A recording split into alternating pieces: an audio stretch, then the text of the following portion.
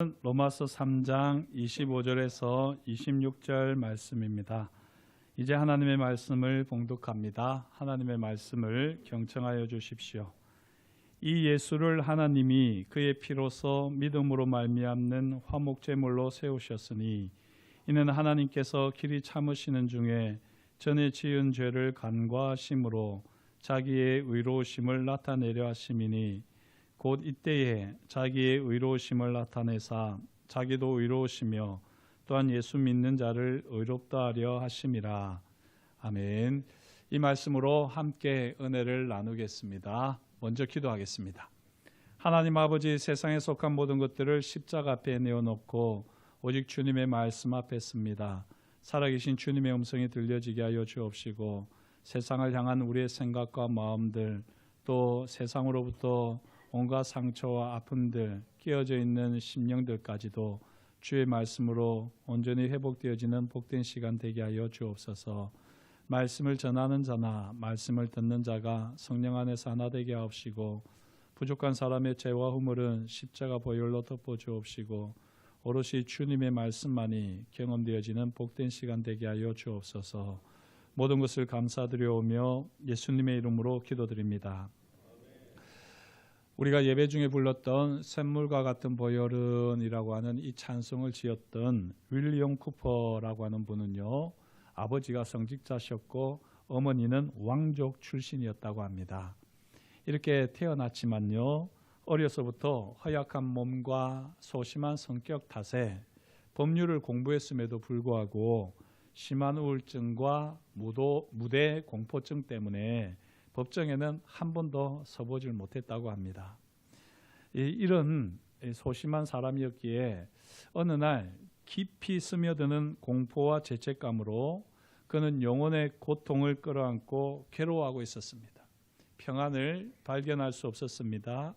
그는 자기 스스로 어찌할 바를 몰라서 몸소리치는 절망감으로 이리저리 방안을 거닐고 있었습니다. 그러다가 덜썩 자리에 주저앉았는데요, 마침 그 옆에 성경이 한 권 있었습니다. 그래서 그 성경을 딱 펼쳤는데 바로 오늘 말씀이 눈에 들어왔습니다. 그때 광경을 윌리엄 쿠퍼는 이렇게 이야기합니다. 내 눈과 마주친 구절은 로마서 3장 25절이다. 그 말씀을 읽어나가면서 갑작스럽게 믿음의 능력을 받았다. 의의 태양 광선이 충만하게 비치자 나는 그만 녹아버렸다. 나는 그리스도가 나의 죄를 용서하시고 나를 의롭다 하시는 속죄라면 완전 충분하다는 것을 알았다. 일순간에 나는 믿었고 복음의 평안을 체험하였다. 만약 전능하신 하나님의 팔이 나를 붙들지 않았다면 내가 믿기로는 감사와 기쁨에 겨워 틀림없이 기절했을 것이다. 나는 다만 고요한 두려움 속에서 사랑과 경이로움에 넘쳐 하늘을 우러렀을 뿐이다. 참으로 감동적으로 변화된 이야기입니다. 로마서 3장 25절이 이와 같이 윌리엄 쿠퍼를 비롯해서 많은 믿음의 위인들을 낳았습니다. 오늘 저와 여러분들도 이 로마서 3장 25절 26절 말씀을 통해서 우리 삶의 고민들이 다 풀어지고 예수 그리스도의 십자가 복음이 선명하게 경험되는 복된 시간 될 수 있기를 축복합니다. 그러려면 이 로마서 3장 25절 말씀을요, 우리는 조금 꼼꼼히 살펴볼 필요가 있습니다. 이 개역 개정 성경도 우리가 보고 있는 성경도 보면 일이라고 하는 이런 주가 달려 있지요. 그리고 밑에 보시면 자세하게 다시 번역을 해놓고 있는데요. 그의 피를 믿는 믿음으로 말미암는 화목제물로 세우셨으니 라고 줄을 풀어놓고 있습니다. 왜 이렇게 줄을 밝혀놓았을까요? 그만큼 사실 이 한 줄이 매우 중요하기 때문입니다. 마틴 로이드 존스 목사님은 이 25절 말씀을 가지고 세 번에 걸쳐서 설교를 하시는데 한 번은 화목제물이라고 하는 이 단어 하나를 가지고 50분 동안 설교하시고요. 또 한 번은 그의 피라고 하는 제목을 가지고 이 단어를 가지고 50분 동안 설교를 하십니다. 그렇게 이 말씀을 자세하게 보시지만 이 시간에는 우리가 그렇게 자세하게 볼 수는 없어서 제가 아주 핵심적인 것만 여러분들에게 소개하겠습니다. 25절에 나와 있는 8가지 단어를 이제 우리가 함께 살펴보겠는데요. 먼저는 화목제물이라고 하는 단어입니다. 이 화목제물이라고 하는 것은 지성소 안에 안치되어 있던 언약궤, 그 언약궤 뚜껑을 일컫는 말입니다. 언약궤 뚜껑을 성경에서는 속죄소라고 되어 있고요. 그렇게 되어 있는 성경 또 숫자를 보면 주로 뭐라고 되어 있느냐면 시은좌, 멀시 시트, 이렇게 은혜를 베푸는 자리, 은혜의 자리, 은혜의 보좌, 이런 의미가 되어 이렇게 줄을 달아놓고 있습니다. 화목제물이라고 하는 말은요, 바로 이 속죄소, 은혜의 자리, 시은좌라고 하는 의미입니다. 단순히 우리 죄를 깨끗하게 하는 속죄와 다르게 하나님의 은혜의 보좌가 바로 화목제물이다 라고 하는 것을 로이드 존스 목사님은 50분 동안 이 설교를 했던 겁니다. 저는 참 대단하지요. 한 줄로 여러분들께 말씀을 드렸습니다. 두 번째, 오늘 25절에서 보게 되면 이 예수를 하나님이 그의 피로서라고 되어 있는데요. 바울은 그의 죽음으로서라고 말하지 않고 그의 피로서라고 하면서 피를 강조했습니다. 이것도 화목제물과 같은 맥락에서 이해해야지 되는데요. 대제사장이 1년에 딱 한 번 지성소에 들어가게 됩니다.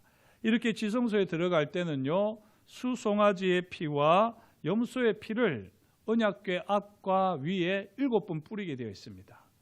그러면서 성경은 분명하게 밝히는데요, 피 없이는 지성소에 들어가지 못한다라고 말씀합니다.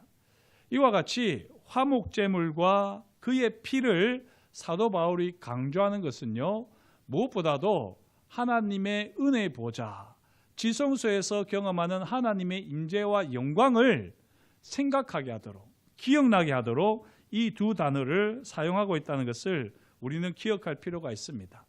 그리고 나서요, 이제 한 단어 한 단어씩 다시 살펴보면 여기 세우셨다라고 화목제물로 세우셨으니라고 되어 있는데, 이 세우셨다는 표현도 정확하게 보면 확정하셨다, 명백히 하셨다라고 하는 의미입니다.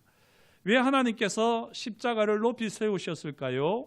왜 십자가 사건이 일어났을까요? 하나님께서 명백히 하셨다는 것입니다.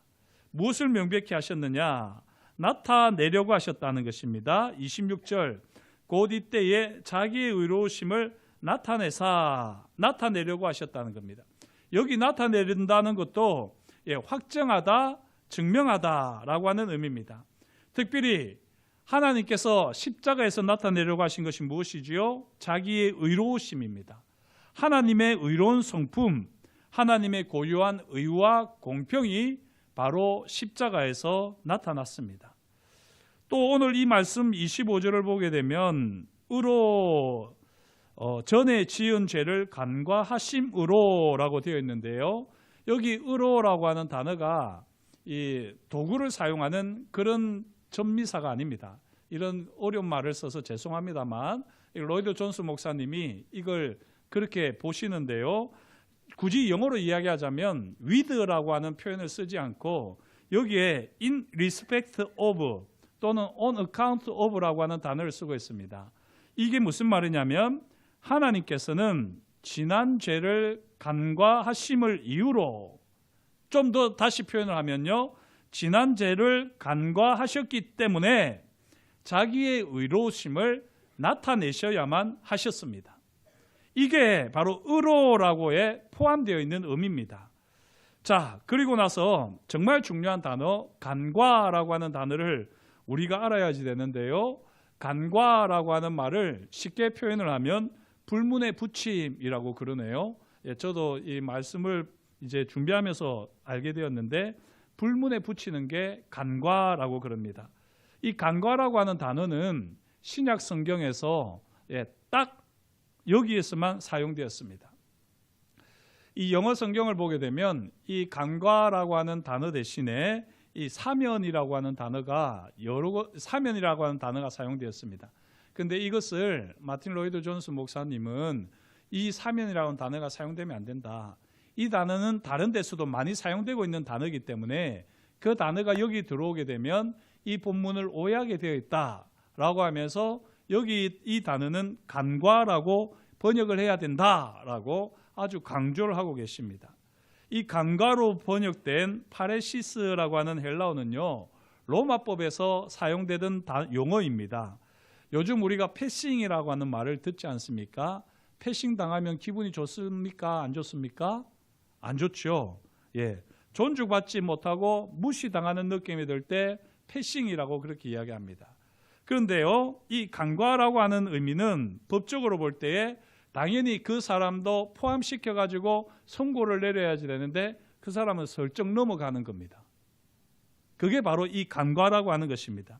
존중과 보호를 받는다는 의미에서 패스 오버, 지나치다라고 하는 그런 의미를 가지고 있습니다. 패스 오버 하면은 어디서 조금 많이 들어본 것 같지 않습니까? 구약 성경에서 유월절을 가리켜 패스 오버라고 이야기합니다. 지금 바울이 여기 간과라고 하는 이 파레시스라고 하는 헬라어를 딱 한 번, 신약 성경에서 딱 한 번 쓴 것은 바로 이 유월절에 있었던 하나님의 자비로운 행동을 기억하게 하기 위해서 이 단어를 사용했다는 것입니다. 특별히 여기서 우리가 명심해야 할 사항이 있는데요, 사면과 간과의 차이입니다. 번역을 잘못해가지고 사면이라고 썼던 것이 왜 잘못되었느냐면, 사면이 뭐지요? 죄를 사해 주는 것, 죄를 사해서 용서하는 것이 사면입니다. 절차를 따라 더 이상 사면을 받고 나면 죄에 대한 고민이 없습니다. 하지만요, 간과는 무엇이지요? 절차를 무시하고 그냥 죄를 못 본 채 하면서 심판하지 않는 게 간과입니다. 여러분들은 사면을 받겠습니까? 아니면 간과에 만족하시겠습니까?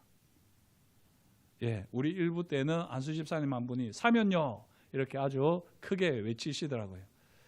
다 사면 받는 게 좋지 않겠습니까? 사면을 받아서 더 이상 죄에 대해서 고민을 하지 않고 용서받았다고 딱 알면 얼마나 좋겠습니까? 그런데 간과라고 하는 것은요, 그냥 못 본 채 해주는 것이기 때문에 이게 참 좋을 때는 괜찮은데 이 뒤끝이 어떻게 될지 모르거든요. 뒤끝 장렬, 후환이 두렵다, 이런 말이 있는 것처럼 이 찝찝한 감정이 남게 되어 있습니다.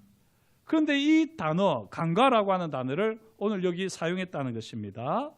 그리고 오늘 말씀 25절에 보게 되면 길이 참으시는 중에 전에 지은 죄를 간과하심으로, 이 전에라고 되어 있는데요, 26절에서는 곧 이때에라고 하면서 전과 이때가 대조되고 있습니다.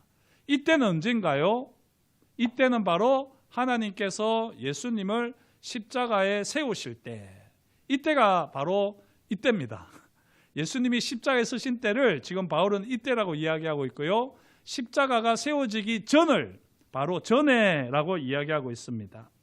전에 지은 죄를 간과하신다, 이 말은요, 옛 시대의 죄, 옛 언약 아래의 죄, 구약 시대의 죄를 간과하셨다는 의미입니다.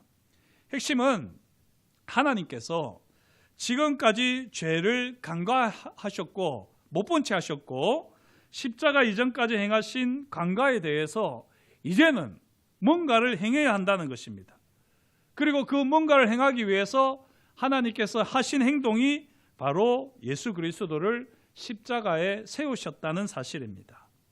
그리고 오늘 말씀에서 길이 참으셨다라고 하는 표현이 나오잖아요. 25절에 하나님께서 길이 참으시는 중에 되어 있는데, 이 길이 참으시는 게 십자가에 오기까지 길이 오래도록 자제하시고 관용을 베푸셨다라고 하는 이런 의미입니다. 지금 저는 짧게 8가지 단어들을 살폈습니다. 이렇게 8가지 단어들을요, 종합적으로 정리하면 이렇게 정리할 수 있습니다. 하나님께서 갈보리 언덕에 버려놓으신 십자가 사건, 이 십자가 사건은 공개적으로 이루어졌고요, 구약시대의 최종 마무리로서 하나님께서 행하신 역사입니다. 그 시대에 하나님은 오래 참으시고 관용하시면서 사람들의 죄를 간과하시고 눈 감아주시고 지나치셨습니다. 그리고 이제 마침내 십자가에서 하나님께서 드러내셨습니다. 마틴 로이드 존스 목사님은 이 25절에 대한 진정한 주석은 히브리서 9장 15절이다 라고 하면서 이 히브리서 9장 15절을 좀 자세하게 다루시는데요. 히브리서 9장 15절 말씀이 이렇습니다. 이로 말미암아 그는 새 언약의 중보자시니 이는 첫 언약 때에 범한 죄에서 속량하려고 죽으사 부르심을 입은 자로 하여금 영원한 기업의 약속을 얻게 하려 하심이라. 여기 첫 언약이라고 되어 있습니다. 첫 언약 아래에서 사람들이 하나님께 드린 희생제물, 이 희생제물은요 한계를 가지고 있었다는 말입니다. 구약시대에 희생제물을 드렸지만 그 제물들은 죄의 문제를 실제로 해결할 수 없었다는 겁니다. 그 제물들은 양심을 처리할 수 없었다는 겁니다. 첫 언약 아래에서는 근본적으로 죄를 처리할 방안이 없었습니다. 구약시대 제사제도는요 단지 죄를 간과하고 덮어두는 임시 방편에 불과했습니다. 그렇다면 구약시대에 왜 제사제도를 두었어요? 사람들을 귀찮게 이렇게 우리는 물을 수 있는데요, 하나님께서 구약시대에 제사제도를 두신 이유는요 믿음을 위해서입니다. 다윗, 아브라함을 비롯한 구약의 인물들이 하나님께 용서를 받았습니다. 그들이 용서를 받은 것은 그들이 드린 희생제사 때문이 아니라요, 그들이 오직 그리스도를 바라보면서 제사를 드렸기 때문입니다. 예배를 드렸기 때문입니다. 죄와 허물을 용서하시는 그리스도를 바라보며 믿음으로 제사를 드렸기 때문에 하나님께서는 그들의 제사가 아니라 그들의 믿음을 보시고 그들을 용서하셨습니다. 사랑하는 성도 여러분, 구약시대나 신약시대나 오직 그리스도를 믿는 믿음으로 구원을 받습니다. 이걸 꼭 기억하셔야지 됩니다. 구약시대에 구원받는 방법과 신약시대에 구원받는 방법이 따로 있는 것이 아니라 구약시대에도 믿음으로 구원받고 신약시대에도 구원받았습니다. 구약시대의 제사제도는 단지 죄를 간과하시고 덮어두는 임시 방편에 불과했습니다. 정말로 제사제도가 이렇게 임시 방편에 불과했다면 문제가 남아 있습니다. 어떤 문제가 남아 있을까요? 문제는 바로 이것입니다. 그렇게 제사제도가 실제로는 용서하는 근거가 되지 못한다면 하나님께서는 여전히 죄를 미워하고 계신 것이 아닌가. 그렇습니다. 하나님께서는 거룩하신 분이셔서 죄를 미워하신 분입니다. 하나님께서는 죄를 심판하실 것이고 죄에 대한 심판은 죽음이다. 분명하게 경고하셨습니다. 하나님께서는 죄와 범죄에 대해서 하나님의 진노를 쏟아붓겠다고 말씀하셨습니다. 그런데도요, 하나님께서는 오랜 세월 하신 말씀에 배치되는 모습을 보이셨습니다. 하나님께서는 죄를 심판하지 않으셨습니다. 하나님께서는 죄를 간과하고 계셨습니다. 그렇다면 하나님께서 죄에 대해서 더 이상 간섭하시지 않는 것일까요? 그렇다면 하나님께서 도덕적인 악에 대해서 무관심하신 것일까요? 도대체 의로우신 하나님께서 죄를 간과해 버리실 수 있으시단 말입니까? 이렇게 생각을 해보면 사람들은 이렇게 말을 하기도 합니다. 아유, 하나님이 되게 무서운 분인 줄 알았는데 공의와 거룩 앞에서 하나님의 진노를 우리가 피할 수 없어서 벌벌 떨며 살았는데 하나님 진노를 안 내리시네? 화를 안 내시네? 심판을 하지 않으시네? 괜히 우리가 두려워했었나? 이런 마음이 들 수도 있습니다. 여기서 더 나가서 하나님은 종이 호랑이 아니야? 혹시 불의하신 것 아니야? 이렇게 하나님께서 반드시 죄와 허물에 대해서 심판하시고 진노를 쏟으실 것이라고 여겼지만 그렇게 하지 않으니까 하나님을 오해하고요, 하나님 앞에서 겁도 없이 마음대로 살아가는 인류가 되어버렸습니다. 이런 인류를 향해서 이제 하나님께서 전 세계의 무대에서 공개적으로 그리스도에게 행하신 갈보리의 십자가를 통해서 우리에게 적나라하게 하나님의 마음을 보여주셨습니다. 하나님께서 십자가에서 보여주신 것이 무엇입니까? 그것은요, 하나님께서 수십 세기 동안 아담과 하와의 범죄로부터 시작해서 십자가에 이르기까지 그 오랜 세월 동안 하나님께서 진노를 참으셨다는 것을 보여주셨습니다. 하나님의 진노가 켜켜이 쌓여 있었습니다. 인류의 죄와 허물로 인해서 하나님의 그 죄를 혐오하시고 그 죄를 싫어하시고 죄를 향한 진노의 심판을 내리시려고 하셨던 그 하나님의 진노가 쌓여 있다가 그게 이제 비로소 십자가에서 한꺼번에 쏟아졌습니다. 그게 바로 십자가 사건입니다. 이렇게 십자가에서 하나님의 진노를 쏟으시면서 하나님의 의와 거룩이라고 하는 영원한 성품을 변증하셨습니다. 사랑하는 성도 여러분, 우리는 십자가를 볼 때에 하나님의 진노를 볼 수 있어야지 됩니다. 하나님께서 얼마나 죄를 미워하시고 그 죄의 결과로 인한 죽음을 얼마나 하나님께서 미워하시는지, 그래서 얼마나 죄인들을 심판하고자 진노를 쌓아가셨는지 우리는 그것을 십자가에서 볼 수 있어야지 됩니다. 하나님께서는 여전히 죄를 미워하시며 반드시 죄를 심판하시며 죄에 대한 진노를 부으실 것을 십자가에서 나타내셨습니다. 갈보리 언덕에서 하나님은 죄에 쏟아부을 진노를 누구에게? 그의 사랑하는 독생자 예수 그리스도에게 거침없이 철저하게 쏟아부으셨습니다. 얼마나 그것이 거침없이 철저하게 쏟아부어졌든지 항상 하나님과 동행했던 예수님께서 하나님과의 단절을 경험하는 것이죠. 그리고는 나의 하나님 어찌하여 나를 버리시나이까 라고 하면서 깊은 통곡을 하나님 앞에 올려드립니다. 하나님의 진노가 너무나도 강렬하고 너무나도 엄청났기에 예수님께서도 그 하나님의 진노 앞에서 어찌하지를 못하고 탄식하셨습니다. 여기서 우리가 반드시 기억해야 할 사실이 있는데요, 하나님께서 십자가 이전에 있었던 모든 죄를 간과하셨지요. 그리고 그 진노가 쌓여 있었습니다. 그리고 그 진노를 어떻게 하셨습니까? 십자가에서 다 쏟으셨습니다. 그런데 이렇게 하나님께서 십자가에서 쏟으신 하나님의 진노는 과거에 제한 죄에 대한 것만은 아니었습니다. 하나님께서는 우리가 짓는 미래의 죄에 대해서도 동일하게 십자가에서 처리하셨습니다. 이게 성경이 말하는 죄는 십자가에서 단번에 처리되었다라는 선언입니다. 여기 단번에라고 하는 이 한글은 제대로 표현을 못하는데요, 영어로 보게 되면 이 단번에라고 하는 말이 once and for all 이렇게 되어 있습니다. 딱 한 번인데, 한 번이면서 동시에 모든 것을 대신해서 모든 것을 위해서, 이런 의미입니다.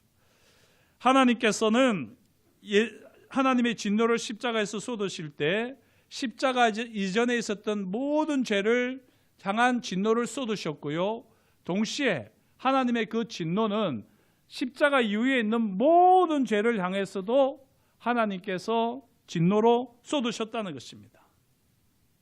잘 생각해 보세요. 하나님께서 간과하시며 허용하여 두셨던 옛 제도 아래에서의 모든 죄들을 처리하신 곳이 십자가입니다. 동시에 이후에 저질러질 모든 죄들도 역시 거기 갈보리 십자가에서 처리됩니다. 전에 지었던 죄든지 지금 지은 죄든지 앞으로 지을 죄든지 시간과 전혀 상관없이 모든 시대의 죄, 언제 지어진 어떠한 죄도 용서하시는 하나님의 의롭다 하심이 여기 십자가 갈보리에서 선포된 겁니다.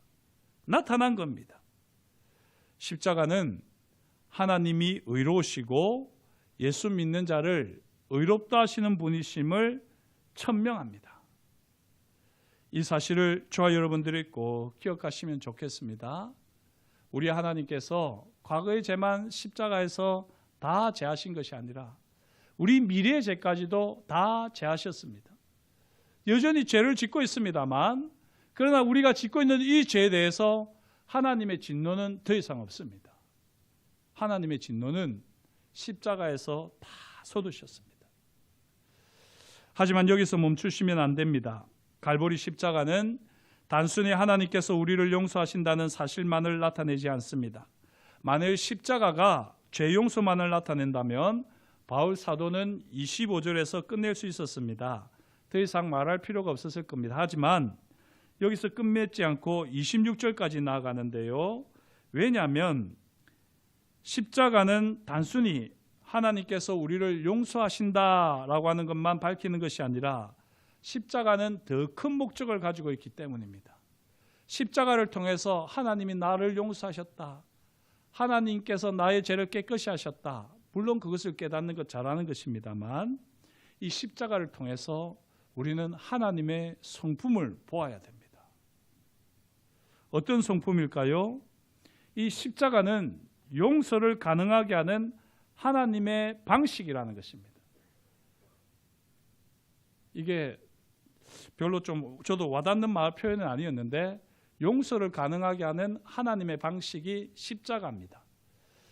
자, 인간의 방식으로 이해하자면요, 이렇게 이야기할 수 있습니다. 하나님께서는 죄에 대해서 반드시 분노하시지요. 그리고 그 분노하셔야지 되는데 하나님은 간과하시면서 참고 계셨어요. 그러는 가운데 진노가 계속해서 쌓여갔습니다. 근데 그 진노를 어디서 쏟으셨다고요? 십자가에서 쏟으셨다는 것입니다. 이 십자가에서 쏟으셔서 이전에 있던 모든 사람들의 죄에 대해서는 참고 계셨던 그 진노를 십자가에 쏟으시면서 다 용서하셨어요. 동일하게 하나님께서는 십자가 이후에 사람들이 짓는 죄에 대해서도 진노가 쌓여가는데, 그 진노가 켜켜이 쌓여가고 하나님께서 폭발하실 것 같으면 어떻게 하신다고요? 그 진노를 십자가에 쏟으신다는 겁니다. 이게 바로 십자가에서 나타나는 하나님의 성품입니다. 십자가는 하나님의 진노가 서려 있습니다.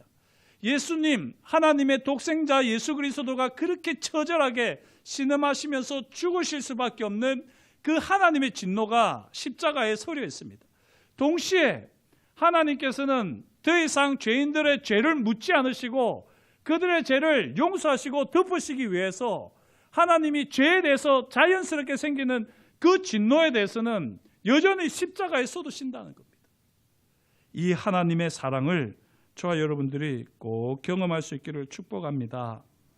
하나님은 죄를 용서하시면서요, 어떻게 의로우신 분으로 하나님답게 존재하시느냐, 이것은 한마디로 신비입니다. 그러나 하나님께서는 이 일을 놀랍게 행하시는 것이죠. 하나님의 진노와 하나님의 사랑이 십자가에서 공존하는 가운데 하나님의 의, 하나님의 공의, 하나님의 거룩, 하나님의 영광은 오롯이 선포되어집니다. 어떻게 하나님은 의로우시면서 불경건한 자를 의롭다 하실 수 있습니까? 그러고도 하나님이 의로우신 분이십니까? 예, 하나님은 그렇게 하실 수 있다는 것입니다.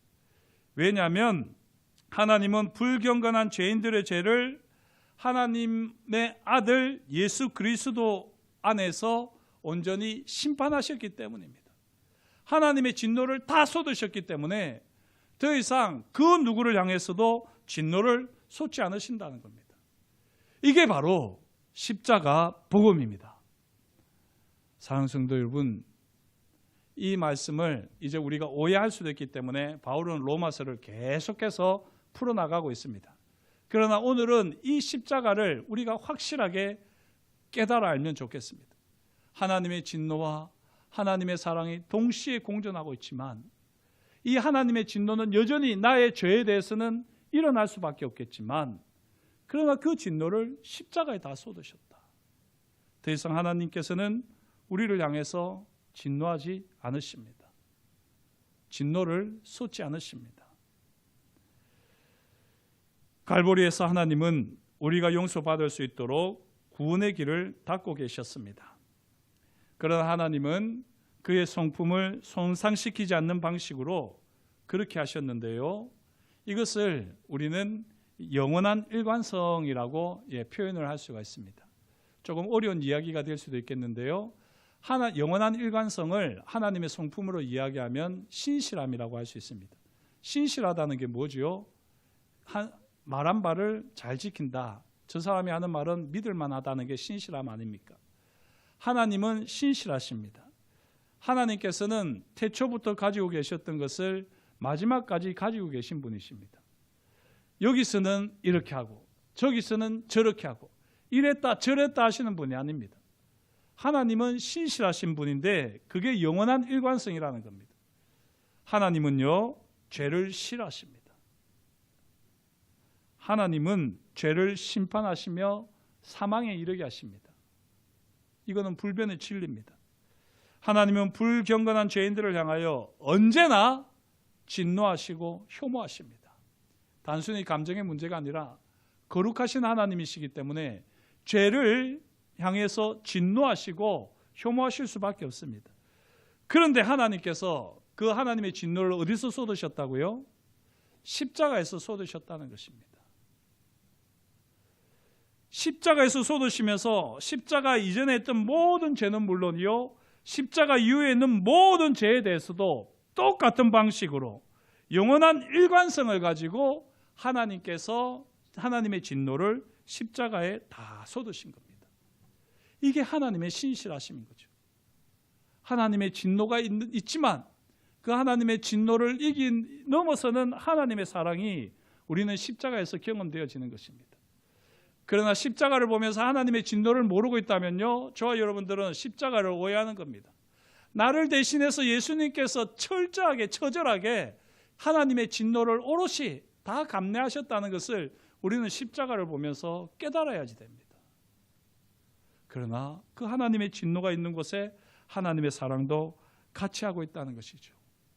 이걸 믿는 사람들을 하나님은 의롭다고 인정해 주시고요, 이 의롭다고 인정을 받는 사람들은 주님의 십자가 보혈을 힘입어서 하나님이 계시는 하늘 보좌 지성소로 담대히 나아갈 수 있다는 것입니다.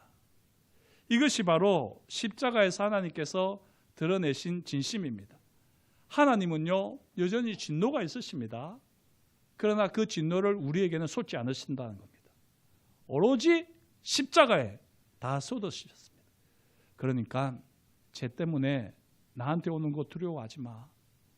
그러니까 죄 때문에 더 이상 고민하지 마. 네가 지금 안 되는 거 죄 때문이라고, 너의 허물 때문이라고 생각하지 마.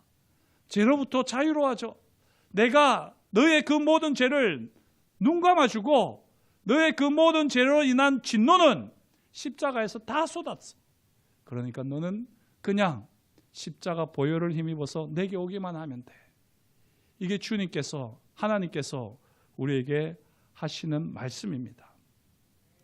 그러므로 우리는 긍휼하심을 받고 때를 따라 돕는 은혜를 얻기 위하여 은혜의 보좌 앞에 담대히 나아갈 것이니라. 히브리서 4장 16절 말씀인데요, 이 뒤에 저는 이걸 추가하고 싶습니다. 오직 십자가 보혈을 믿음으로. 우리는 긍휼하심을 받고 때를 따라 돕는 은혜를 얻기 위하여 은혜의 보좌 앞으로, 하늘 보좌 앞으로 담대히 나아갈 수 있습니다.